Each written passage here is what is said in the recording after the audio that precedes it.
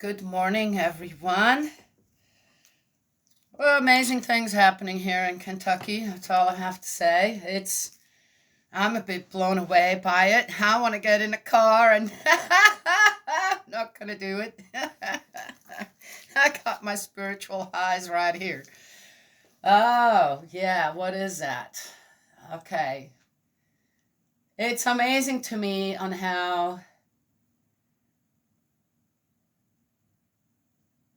God has found his place here in Kentucky somehow, right? Yes? And so many people are ready to receive him.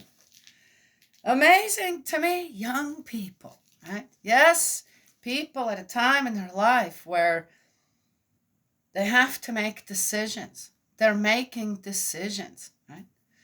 And starting to make decisions according to what?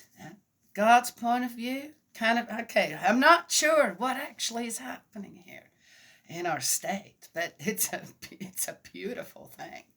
Absolutely beautiful thing. I saw some testimonies of people that went and it's like you can tell on how just elevated they are and how, gosh, hope. Yes, hope and faith. Well, anyway, I'm and again, I didn't even. I'm getting all my information from Korea.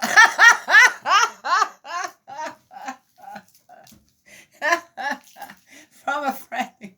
It says, hey, guess what's going on where you live?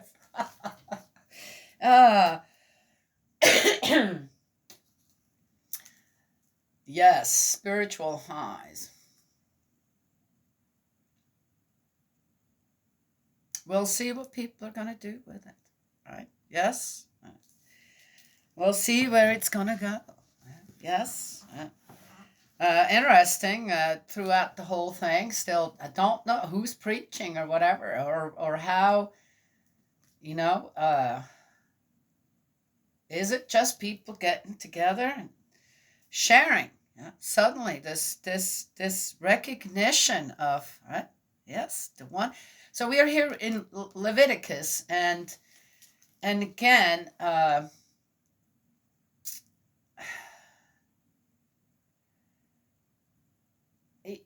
there's something came to my mind while I was watching one of his testimonies, and it's gone. I don't know what it was about anymore. What came to my mind, but the excitement to be together like this. And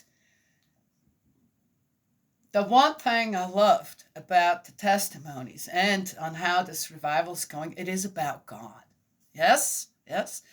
Oftentimes it's about what? And don't get me wrong now. That's that. We elevate.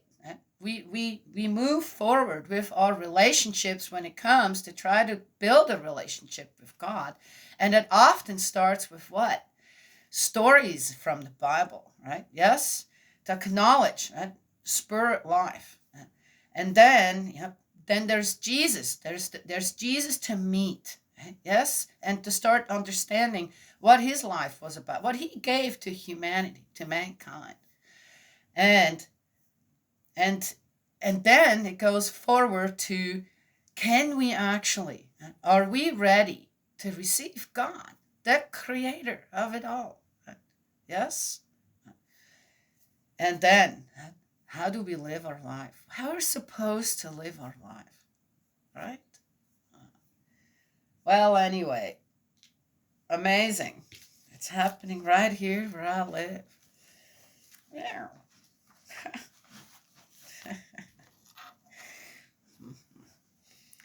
It is what it is. I have to call the farrier today. I hope he'll come for just what we need to have done. I'll give him some gas money too. He does not charge that. Most farriers do, but this one doesn't. But I don't need much done, but what needs to be done on the hooves of one of our horses needs to be done now. And I don't know about Bo. I don't think he can stand on just 3 legs anymore. He'll be 40 this year. Dear me. Okay. Well, good. Off to a good start. I'm all here by myself for a couple of days, maybe 3 days. Cece had to go to work, and she works far enough away. She stays with her sis during that time. So I'm here all by myself, but I'm organized enough that I won't have to lift anything. I won't have to get up into the loft and get hay down or done all that, just in case, right? Yes. When you have certain problems, you got to organize yourself.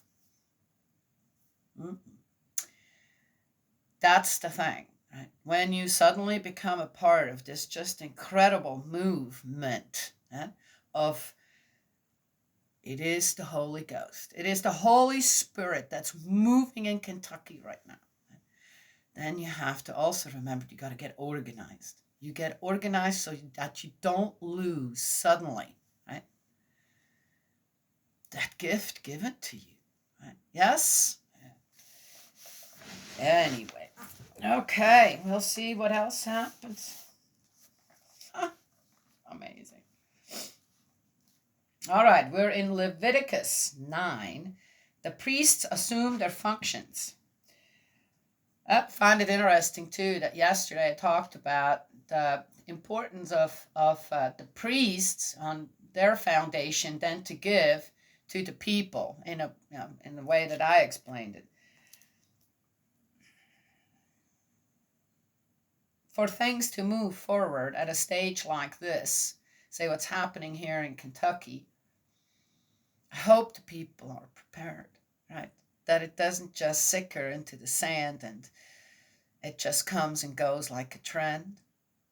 Yes. I hope. And that it is being used, the knowledge, the gift given right now, that it is going to be used for selfless actions, right? Yes. Sadly, God so easily becomes a selfish agenda for others. There's money to be made everywhere. All right, but think positive. I know. All right, the priests assume their functions. On the 8th day, Moses summoned Aaron and his sons and the elders of Israel. He said to Aaron, "Take a calf to offer a sacrifice for sin, and a ram for a burnt offering, both without blemish, and bring them before Yahweh. Then say to the Israelites, take a goat to be offered as a sacrifice for sin, a calf and a lamb 1 year old, both without blemish, for a burnt offering, a bull and a ram for communion sacrifices to be slaughtered before Yahweh, and a cereal offering mixed with oil, for Yahweh will appear to you today." Whoa.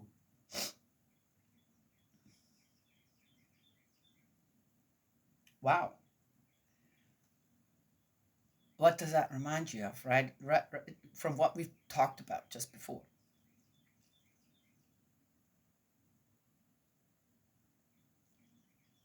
Interesting. Wow, okay. Just keep going. This will take all day if I start talking now. They brought what Moses had ordered in front of the tent of meeting. Then the whole community approached and stood before Yahweh. Moses then said, "This is what Yahweh has ordered you to do, so that his glory may be visible to you."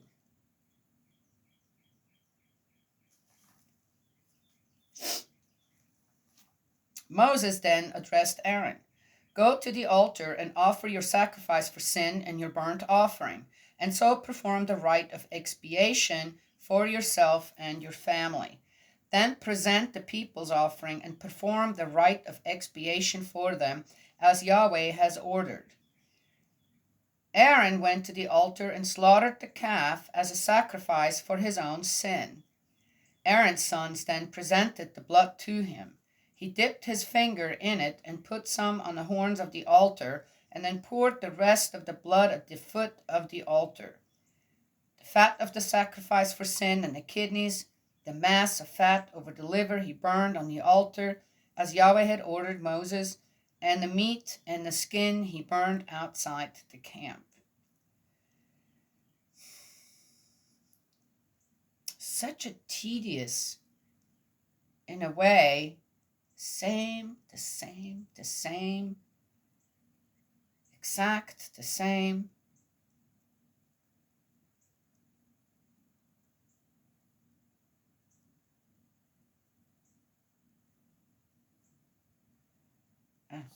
Just interesting. He then slaughtered the burnt offering. Aaron's sons then handed him the blood, which he poured all around the altar. Still gross to me.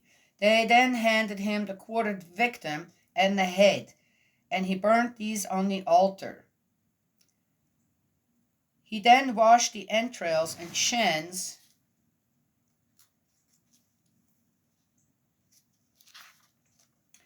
and burnt them with the burnt offering on the altar. You know, it kind of brings back something. I've never been a part of any kind of, or even come across anyone like that, really, that proclaims them to be a Satanist, right? The one thing that I've always thought, even as a child, I can't be afraid of Satan depicted with a goat's head or horns or a tail or and the reason is because I grew up around animals, right? So it's a bit silly for me that there are people out there that are using the principle of creation to depict Satan, evil, right? Yes? It doesn't make sense. And then also, of course, I've read up on some of the rituals that they have, and this and that, and that's kind of what it sounds like right here. So are these Satanists out there, these groups who, for one reason or another, just want to give themselves over to evil? I'm not getting that either. I don't know what kind of state of mind are they in, right? Are they kind of realizing that the rituals they're performing are from thousands of years ago that actually God gave to the Israelites to build a foundation for a relationship with God, right? An offering. It's an offering. Yes, it's an offering. It's a very detailed offering, right? Yes? And it teaches obedience to whom? Not Satan, to God, Yahweh. So do they realize that actually, in fact, they are, when it comes to their own heart to mind and spiritual growth, they are way back in history doing exactly what God told Moses for the Israelites to do. Do they realize that? I wonder. I wonder if they realize that. No, actually, whatever you think, God, that Satan is some kind of a god, this or that, you're actually not. Satan has never. The Lucifer, Archangel Lucifer, has never given out any kind of instructions on how to serve him. Never. Ever. Do people realize that? Now, anyway, it's just, one could talk more about it. I just wanted to bring that up. Here I'm going. I mean, if you, I'm someone that even when I read a book or whatever, I see the pictures going with the words, okay? Or try to okay, this is what it would look like. So here I'm going, this is what it would look like. And I'm going, sounds more like in our times on what Satanists do, right? Yes? Yet,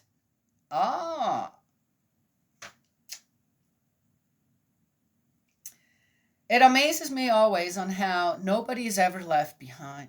Right? We think that people have just fallen off the wagon. Well, God, that can't be right. This, that, and in God's point of view, in God's eyes, he looks at everyone going, oh, okay, well, you may understand it in one way or another, but really when it comes down to it, you just are behind the times. You're still doing what I instructed thousands of years ago to my first people. Yes? Interesting? Just saying. Yes?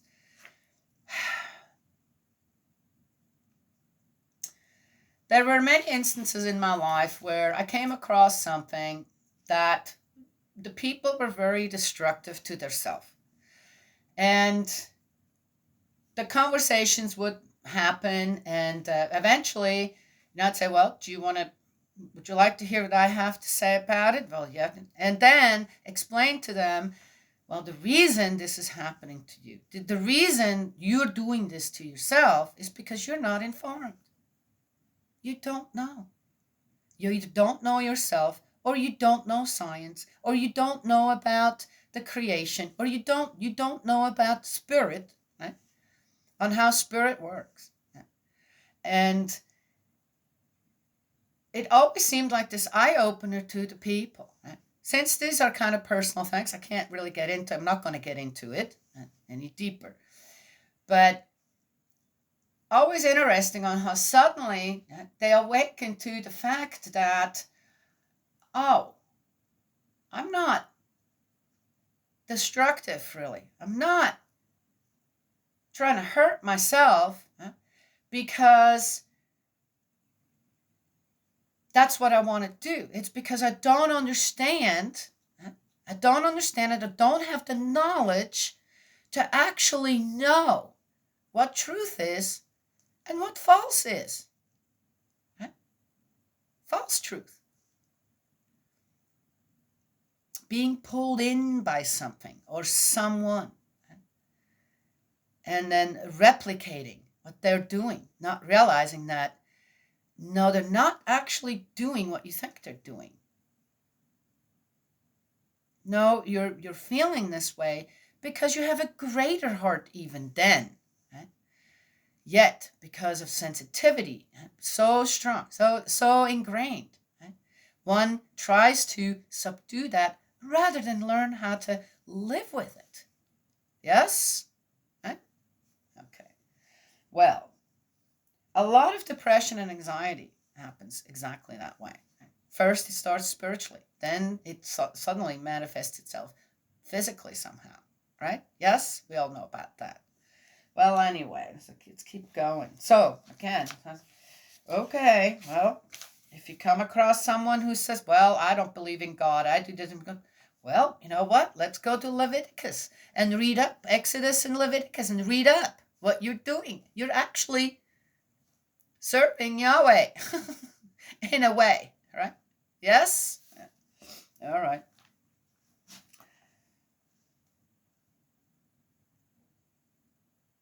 Intending to be bad, intending to want to be evil, and you're not realizing that actually, wow, God has left a door open for you, and hopefully someday you'll understand. That's amazing. Oh, okay. All right. There we go. What can I say? Then he slaughtered the bull and the ram as a communion sacrifice for the people. Aaron's sons handed him the blood, and he poured it all around the altar. The fat of the bull and the ram, the tail, the covering fat, the kidneys, the mass of fat over the liver, he placed on the ribs and then burned on the altar. With the ribs and the right thigh, Aaron made the gesture of offering as Yahweh had ordered Moses. Aaron then raised his hands towards the people and blessed them, having thus performed the sacrifice for sin. The burnt offering and the communion sacrifice, he came down and entered the tent of meeting with Moses. Then they came out together to bless the people, and the glory of Yahweh appeared to the entire people. A flame leapt out from Yahweh's presence and consumed the burnt offering and fat on the altar. At this sight, the entire people shouted for joy and fell on their faces. All the preparations, that's the end of 9. All the preparations that were made for that moment to happen. And I've finished. At this sight, the entire people shouted for joy and fell on their faces. What is happening here in Kentucky right now?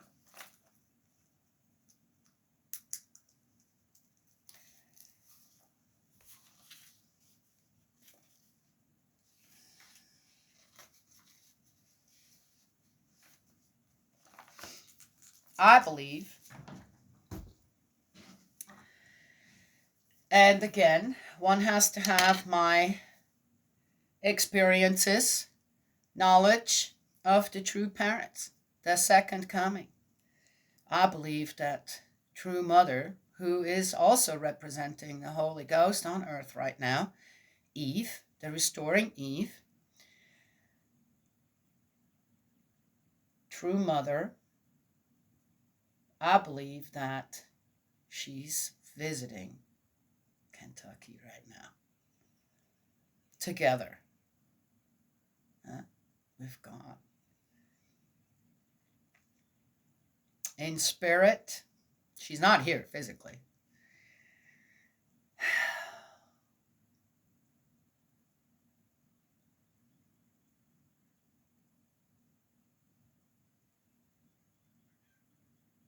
What were the foundations that were made here, that we receive such a blessing at this time?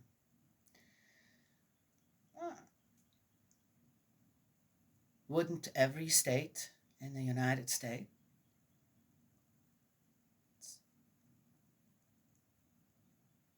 every country around the world,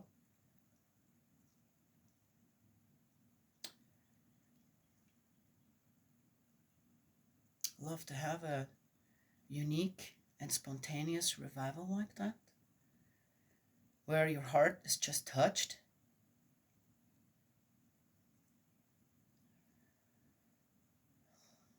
And it's not just in one place, started in one place, and it's been moving to other places. Oh, Minneapolis. So it's already in another state happening as well. Would you not want that for your place, for your state, for your country?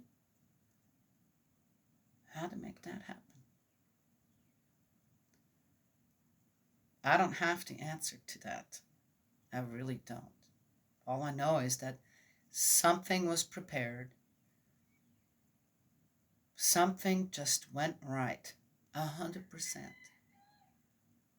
And then it became possible. Is it going to keep going?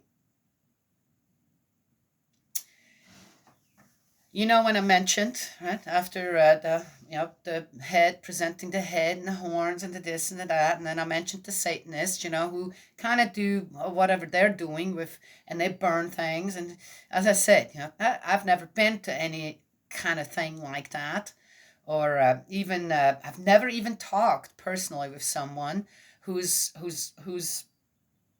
has that kind of belief.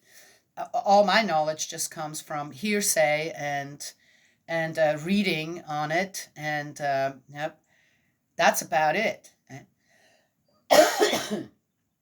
People crazy enough to implant horns and things like that on themselves. What? You want to be a sin offering or something? What is that?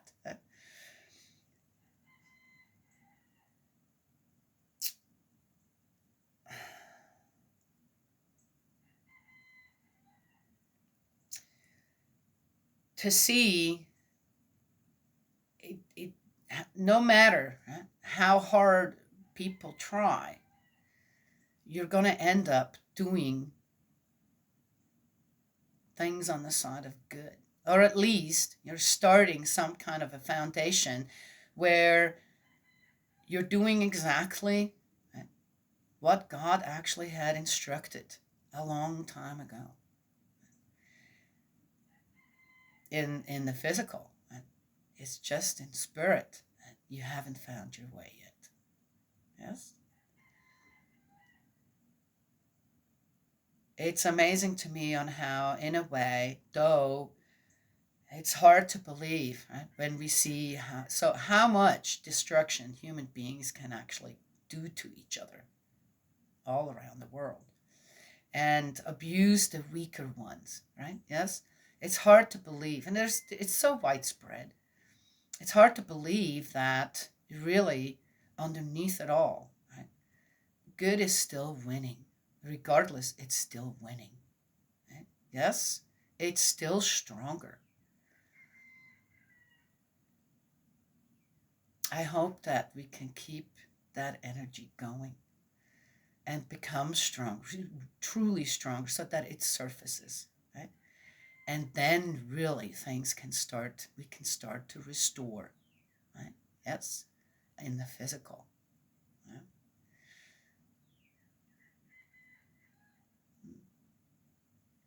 I heard a good one where, okay, it was an old one where, well, if there weren't evil, then you wouldn't know you're good. You think, what? I have to be confronted with evil, right, to know that I'm good, or recognize evil. Right? But what did that just say? If I'm willing to accept evil in another person, then I've given up in the good in them. Then what does that make me? Ah. Yeah, tell you what, it's we just learn and we learn and we try to grasp just what's the essence of our Father in heaven, our heavenly parents. What is the essence of that Father and Mother in one? Tremendous, amazing, all-encompassing and embracing spirit, the soul. Right?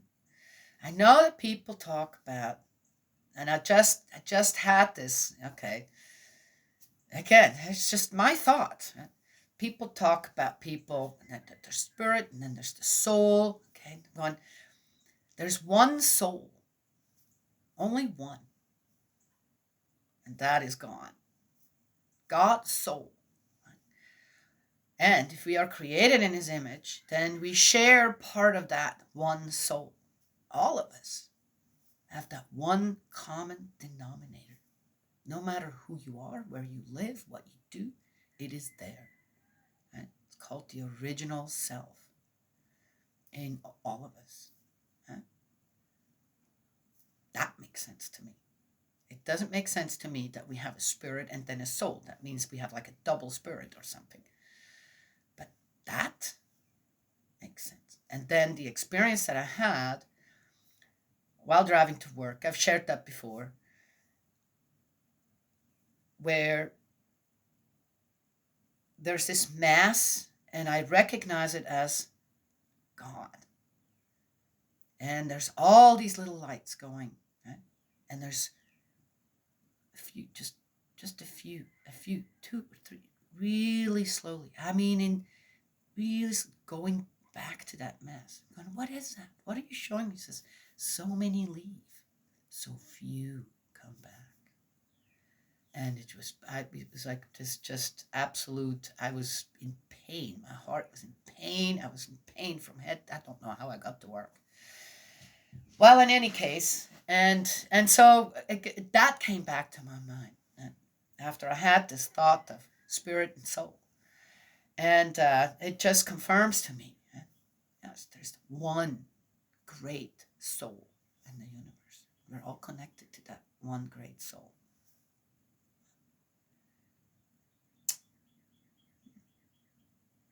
So again, with the Israelites in Leviticus, right there, 9, the same thing again. But what is God trying to do? To give the people a chance at a connection. Yes? When they finally had this moment, right, after 7 days, the 8th day, when they had that moment, it was really amazing and beautiful. And even today, right? And when you look at Israelites, the people from Israel, the Jews, they have an incredible faith. Right? Yes, could be still from that moment. Right? Yes, they're incredibly consistent with their rituals, consistent with their daily life, and what they eat. This pretty amazing.